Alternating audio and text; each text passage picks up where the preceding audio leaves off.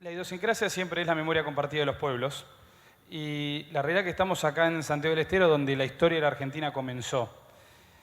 Y donde la historia de la Argentina comenzó había una frase que era muy conocida, no solamente para la Argentina, sino para toda la región, para toda Latinoamérica, que cuando llegan ordenanzas reales, como emanaban de la autoridad del rey, pero estaban pensadas para la península ibérica, se las recibían acá, las recibían los reyes o los gobernadores y decían, se acata pero no se cumple. Se acata porque es de la autoridad real, entonces como un virrey o un gobernador no va a acatar una ordenanza real, pero no se cumple porque es imposible cumplimiento. Estaban pensados para otra lógica, para una lógica más peninsular y no quizás para un territorio que era 10 veces España. Bueno, este dejo, así como me contabas en el auto, Mauri, de que muchas veces hay generaciones que se quedan con el pasado, ya sea con las perseverancias de los piamonteses o la perseverancia alemanes o incluso el ingenio a la luz. Bueno, también pasa que en esto de crear normativas que no queremos es medio un deporte y por eso quizás en Latinoamérica es el principal deporte de la administración pública en general. Dicho esto, me parece una tendencia cada vez más marcada y que está bueno y que fíjense que tenemos a dos de las principales provincias argentinas como Santa Fe y como Entre Ríos que están contando hacia dónde están yendo y a la ciudad de Buenos Aires que hace 16 años comenzó este camino de la mano de Mauricio Macri, que lo continuó con Horacio Rodríguez Larreta y que lo está profundizando de la mano de Jorge Macri. ¿Qué es lo que tenemos en el gobierno de la Ciudad de Buenos Aires desde mayo de este año en un relanzamiento de gestión que hicimos? 5 ejes de gobierno bien mancado: orden público, seguridad y limpieza, cuidado, salud, educación y desarrollo humano, movilidad como tercer eje, cultura, deporte y turismo como cuarto, y lo importante en el marco del Congreso nos congrega hoy, reforma y simplificación del Estado, donde uno de los principales activos que tenemos para montar es la ventanilla única de trámite que hemos desarrollado en cooperación con la OCDE, donde nos hemos concentrado en simplificar y unificar en una única ventanilla el 100% de los trámites de carácter productivo. Donde, así como Sturzenegger a nivel nacional, por ejemplo, contaba que para exportar sandías había que ponerlas en un envase que después nadie quería, te tenías que subir a un barco, cambiar el envase, porque después cuando llegas a Europa tampoco querían ese envase. Bueno, en la Ciudad de Buenos Aires teníamos un montón de normas que habían caído en desuetudo, como por ejemplo que solamente se podía vender sandías y melones en establecimientos chicos de comercio minoristas habilitados para las frutas y verduras. Técnicamente un Carrefour o un Cotto no podía vender sandías y verduras. Obviamente no se cumplía, terminaba cayendo en desuetudo, había normativa posterior que reemplazaba en parte, pero bueno, lo que hemos hecho es un gran digesto normativo con la Ley 4, aprobada en diciembre del 2021, que acomodó este tipo de regulaciones, que también dejó de penalizar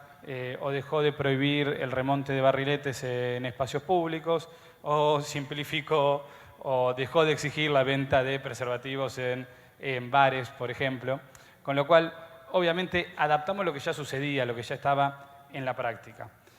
Y la ventanilla única obviamente tiene primero una interacción con el ciudadano muy clara, una guía paso a paso de cómo tramitar gran parte de los trámites productivos, simplificó un montón de los trámites, tiene una gran interacción con un montón de áreas, de hecho fue un gran trabajo de estos últimos 2 años, trabajar coordinadamente para que distintas áreas nos compartan parte de la información para que esto pueda llevarse adelante.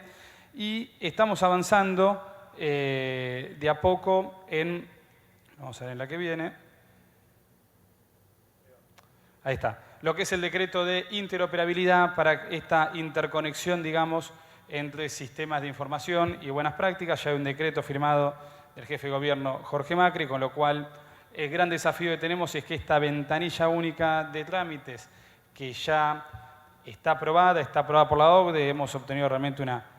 puntuación altísima que nos llena de orgullo, pero que el principal objetivo es que el ciudadano la interprete, que el ciudadano la haga propia y que el ciudadano se simplifique, se beneficie de la cantidad de trámites que hemos simplificado, de la cantidad de trámites que hemos digitalizado y de los registros que hemos eliminado, algunos también absurdos como mamparas para establecimientos gastronómicos, o bien registro para vender largavistas o anteojos, de vuelta. En algunos casos caen en desuetudo, en otros todavía si eras una casa de anteojos quizás tenías que cumplimentarlos. Tenemos, aprovecho también para contarlos, una segunda etapa de trabajo con la OCDE que vamos a iniciarla, si Dios quiere, en... Bueno.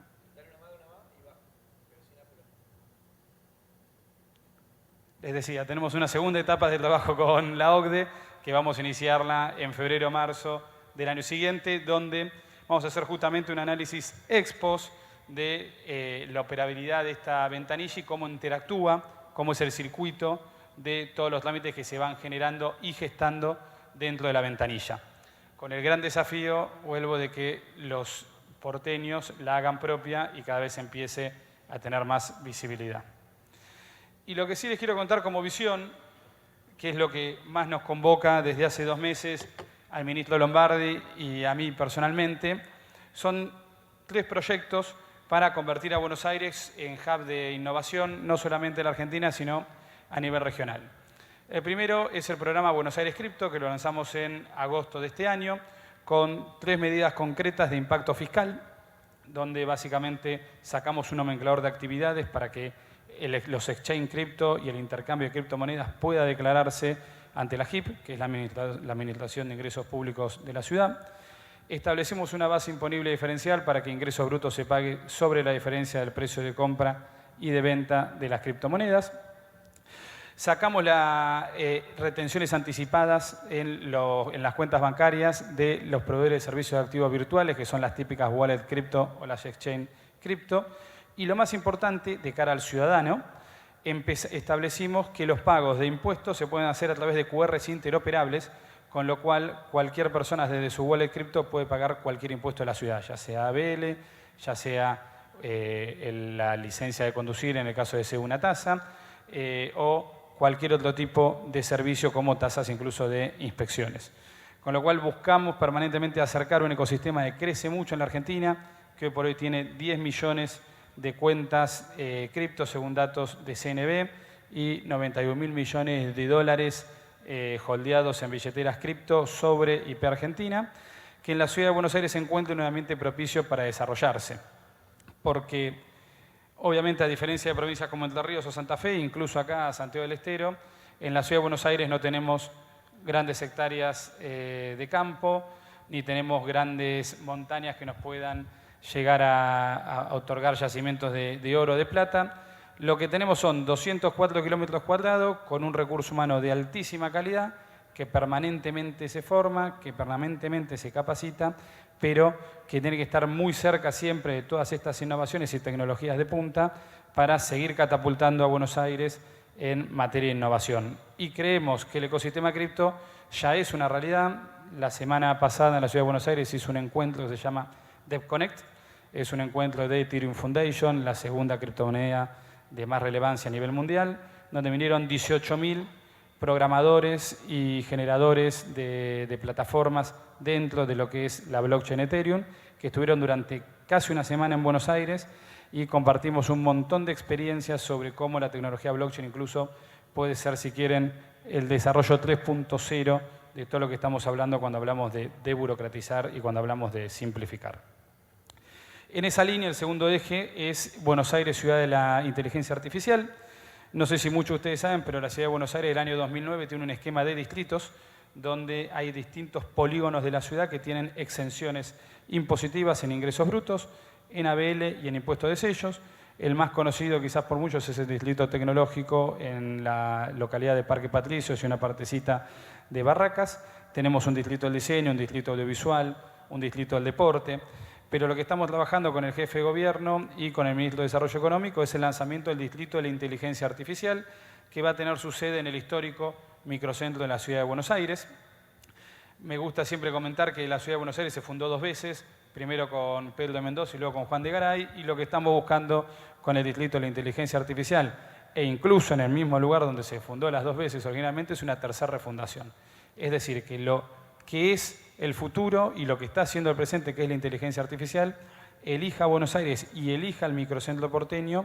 para radicarse y para desarrollarse y potenciarse. ¿Y por qué el microcentro porteño? Bueno, porque tiene una conectividad de primer nivel con todos los subtes, todos los colectivos y todos los trenes que llegan al microcentro porteño. Tiene la menor latencia, no solamente en Argentina, sino en todo el cono sur. ¿Por qué? Producto de que todos los bancos, las principales sedes de los bancos, están en el microcentro porteño y que la Agencia de Recaudación Nacional, el ARCA, también tiene sede en el microcentro porteño. Y que creemos que puede darse un espacio de sandbox controlado con la aplicación de una ley sandbox que tenemos en la Ciudad de Buenos Aires también, para que buses autónomos e incluso quizás bares y restaurantes con mozos robot humanoides puedan empezar a probarse y a desarrollarse en el microcentro porteño. Y por último, y no por eso menos importante, está el programa de Buenos Aires in Game, que también lo lanzamos la segunda semana de noviembre en el Centro Metropolitano de Diseño, en el sur de la ciudad, en lo que era el ex mercado de pescado, muy pegado al Riachuelo, que lo que busca es posicionar a la Ciudad de Buenos Aires en una alianza con Madrid como también capital regional en lo que es el gaming. Cuando hablamos de gaming, quizás suena algo alejado o que hablamos nada más de jueguitos, ya sea del FIFA o del Counter-Strike, pero la realidad es que es una industria que mueve más de 260.000 millones de dólares a nivel mundial